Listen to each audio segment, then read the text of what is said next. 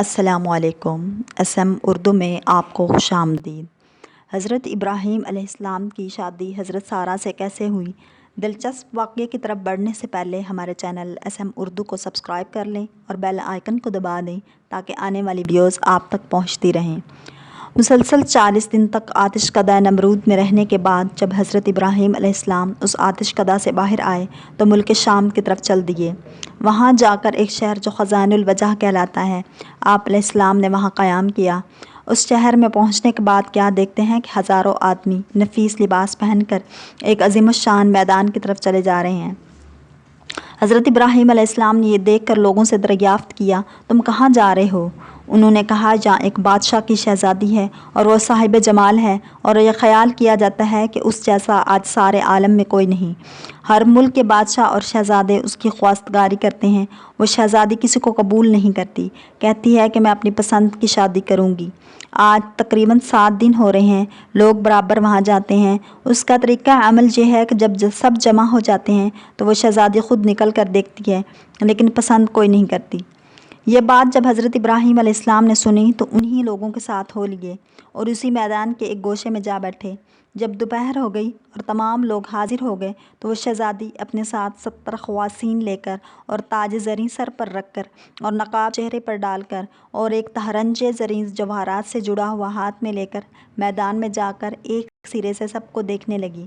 جب حضرت ابراہیم علیہ السلام کے پاس پہنچی، دیکھا کہ ایک نور ان کی پیشانی پر چمکتا ہے۔ وہ شہزادی اس نور کو دیکھ کر ان کے حسن و جمال پر عاشق ہو گئی اور تہرنج زریں کو حضرت ابراہیم علیہ السلام کی گود میں ڈال دیا اور خود تخت پر جا بیٹھی۔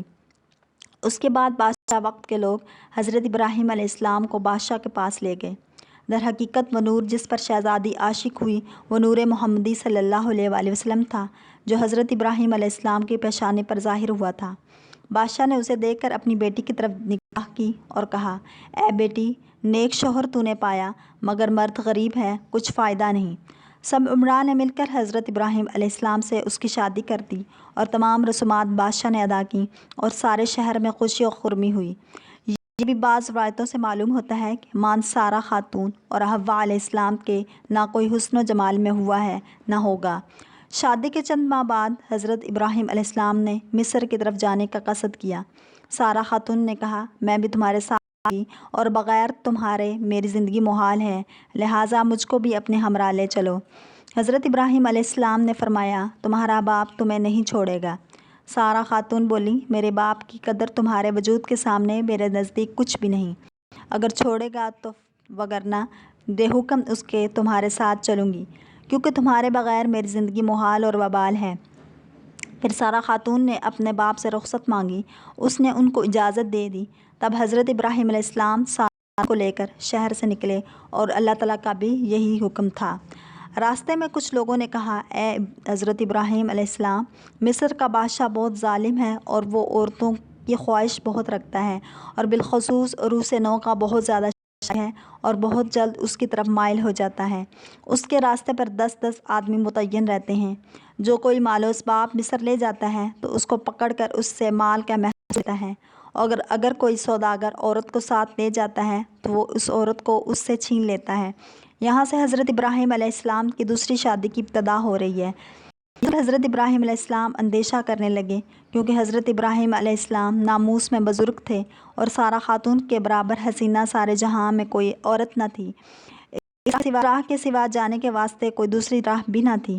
حضرت ابراہیم علیہ السلام نے ایک صندوق بنا کر سارہ خاتون کو اس میں چھپا کر قفل لگا دیا اور صندوق کو اونٹ پر جب شہر میں پہنچے تو محصول والے آ کر صندوق کھولنے لگے تاکہ اس کی جنس دیکھ کر اس کے موافق اس کا محصول لیں۔ اس پر حضرت ابراہیم علیہ السلام نے فرمایا، صندوق مت کھولو، اس کا محصول جو ہوگا میں دوں گا۔ اگر تم یہ چاہو تو صندوق کے وزن کے برابر سونا چاندی بھی لو تو بھی تم کو دی جائے گی۔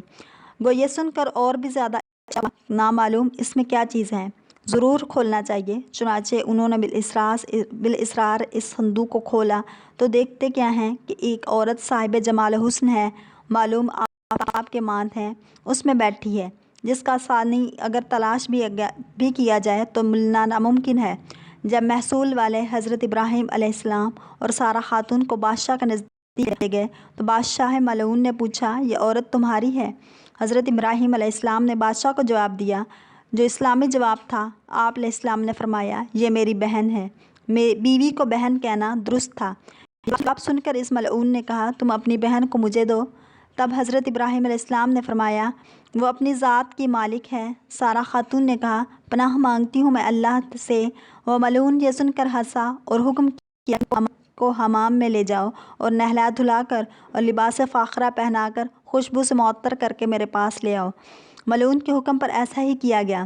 اللہ تعالیٰ نے حضرت جبرائیل علیہ السلام کو بھیجا کہ پردہ علیہ السلام کی آنکھوں سے اٹھا دیں تاکہ حضرت ابراہیم علیہ السلام وہ تمام گفتگو جو ملعون حضرت سارہ خاتون کے ساتھ کر رہا ہے سن سکیں اور ان کے تمام حالات آنکھوں سے دیکھیں۔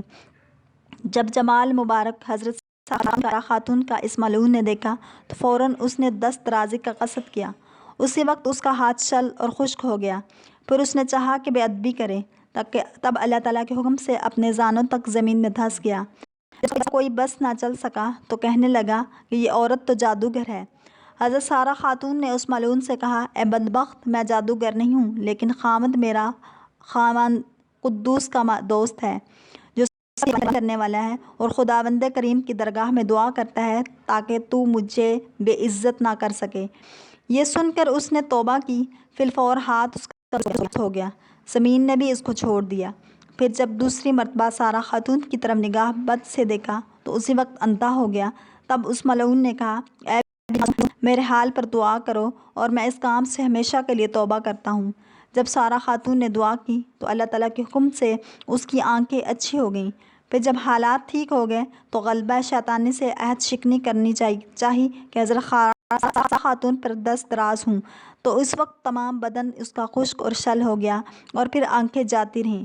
پھر کہنے لگا اے بی بی پاک دامن میرے واسطے اپنے خدا سے دعا کیجیے۔ حضرت سارہ خاتون بولی اے بدبخت یہ دعا میری نہیں، میرے شوہر جو میرے ساتھ ہیں ان کی دعا ہے جو خداوند کریم کے دوست ہیں، اگر وہ چاہیں تو تجھے معاف کر دیں یا نہ کریں۔ تب اس نے کہا کہ حضرت ابراہیم علیہ السلام کو یہاں لاؤ۔ اس کے بلانے پر جب حضرت ابراہیم علیہ السلام وہاں تشریف لے گئے تو اس ملعون نے کہا اے ابراہیم مجھے معاف کیجیے، میں نے آپ پر بڑا ظلم کیا ہے اور میں اب توبۃ النصوح کرتا ہوں۔ حضرت ابراہیم علیہ السلام نے اس بادشاہ سے کہا یہ میرے حکم سے نہیں، یہ سب خداوند قدوس کے حکم سے ہوتا ہے جو تمام جہاں کا ہے۔ دیکھو خدا کی مرضی کیا ہے اسی کے مطابق کرنا ہوگا۔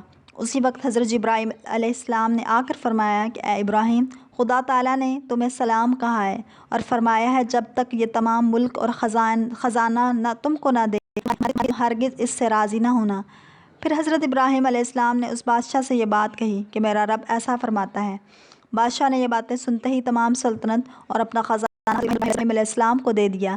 یہ کیفیت ہونے پر حضرت ابراہیم علیہ السلام نے اس بادشاہ کے حال پر دعا کی۔